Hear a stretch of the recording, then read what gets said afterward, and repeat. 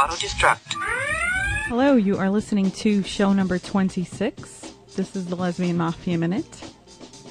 And I'm your host, Sandy. This really isn't going to be a minute at all. I recorded a little bit today while I was out on the road, and I called into my voicemail, and the sound quality is so dreadful, but I thought I would just slop it together so that I could, have a little more material for you. Before I post it, I would like to say, it was a really nice day, so there's a lot of people out on their motorcycles on the highway, and I just want to say here, if you are riding a Honda luxury motorcycle, you're not allowed to wear a Harley Davidson leather vest when you're riding a luxury Honda motorcycle. It's against all, it's against everything moral in this world. So just check your closets. And also, if you're going to a baby shower and you have 20 balloons and you shove them all in the back seat of your car, and there's not even 1 inch of space because you've shoved all of these balloons in the back seat of your car, you're not allowed to sit back there with them. You're not allowed to sit back there with balloons in your face, because then I have to laugh, right, and make you feel bad. You know what I mean? It's spontaneous, and then I feel guilty, and then I get mad at you for making me feel guilty about laughing at you. So don't do that. So don't do that to me, because I have anxiety. So, if you do have anxiety, there's really, for me, I don't know about you, but for me, going by the water affects me the same way somebody who takes Xanax. I'm completely I'm so relaxed after I come back. And then I do this whole ritual thing, I read and then I journal and I think. I don't know why I insist on calling it the Lesbian Mafia Minute, because it's misleading. It's false advertising. But so I was all over the place running errands today, and I was in and out of Scarsdale, New Rochelle, and I passed by Horseshit Beach, which you can smell from a mile away. I don't know. That's the only beach in the Bronx. And I don't know about you, but when I think Bronx, I don't think beach.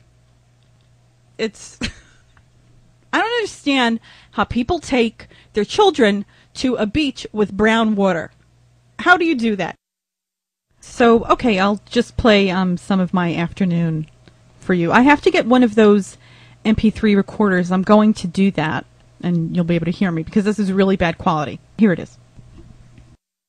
So, yeah, I just got back from the water. I sat down for a little while, and I was doing some writing and thinking and reading, and now I have to run to the storms.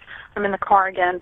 And I was sitting down and writing and just thinking about the podcast, and there's been so much going on around this podcast. I don't really talk about it on the podcast. I didn't have any idea that a lot of people were going to be listening. So, but as it's become more popular, it's almost become, and I hate to say it, less fun, because I feel like I really can't say what I want to say. It's now everything that I say, I have to be careful, because you never know who's listening, or you never know down the line how it might affect someone, or it might affect the podcast, or at the beginning I didn't think that many people were going to be listening, so we would talk about whatever the heck we wanted, and I think that's what was so funny about the show, is that we were really being honest. So on a couple of episodes maybe we talked about people and stuff, whereas now I would never do that, because I'm really not a big fan of laughing at other people's expense. I don't feel like I can say what I feel like saying, because you never know who's going to be listening. Who would let this 10-year-old boy ride his bicycle all by himself in the middle of nowhere like this? I don't understand people. It's they have children, and then they're like, here, steal them, here. And then, they end up on your milk carton, and all of this could be avoided. Really? But so, yeah, now, I don't know who's listening. So it's sort of a quandary, because it's not as fun to podcast.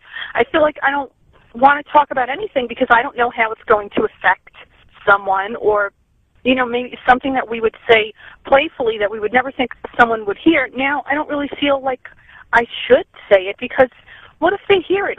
And then there's this stupidity with I'm not even going to get into it, but there's people that they're resentful of you because they can't do what you do. I think they call them haters. You know, and then, like, whatever contact that they can have with you, they're just scathing. It's really scary. I haven't had too much contact, but it's unpleasant enough that it's just like, ill.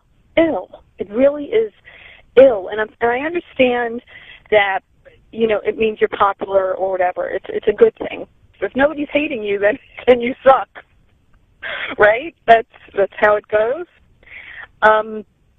You know, so I've just been thinking, and I'm wondering how to synthesize being sensitive, but I still want to be able to talk about fun things and, you know, laughs. I mean, I have a few podcasts where I'm just like, you know, some of it's really not nice, and now I know better. I would never post something like that now, but I know a lot of comedians do that, and they don't care. You know what I mean? And comedians have a much thicker skin than I do. They can just make fun of people and not care. I can't really do that. I don't really have... Well, it got cut off there.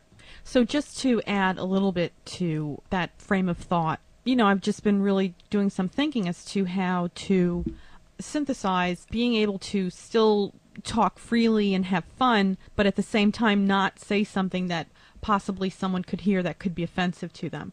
I constantly see people online that I want to talk about, like especially on MySpace. I see the funniest shit that I want to talk about, but they could listen to the podcast and like, this is what I'm saying. And I'm feeling such a huge block. So maybe this will be my therapy, is talking it out on podcast. Maybe at some point I will figure out what it is that I need to do by talking it out. Do you think I talk too much sometimes? And honestly, there's people that I would contact, you know, but I'm very careful now about who I talk to because you never know who's going to turn around and be a dick. Do you know what I mean? You just don't know who's going to turn out to be a dick. And anybody can tell you, whoever sends me emails, I can't promise to reply to every single email that comes in. A lot of them I miss them because they get disorganized. I mean, you know, there's not 2 people on that page. There's a few people on the page. And I'm not used to handling a MySpace like this. But when I do answer an email, I am so nice. Because I have encountered a few people that were icky. Really icky. Go fuck yourself. If I can be nice, you can fucking be nice. Because I guarantee you that I probably went through a lot more in the past couple years than you have. I can probably guarantee you that. And I don't need to get into detail. But if I can be nice and polite, so can fucking you!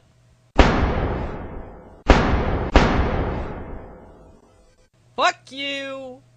Fuck yourself. Fuck your mother. Fuck you. This certainly was not a minute. Now, was it? But, you know, thanks for listening anyway. I'll talk at you again. Blah-blah.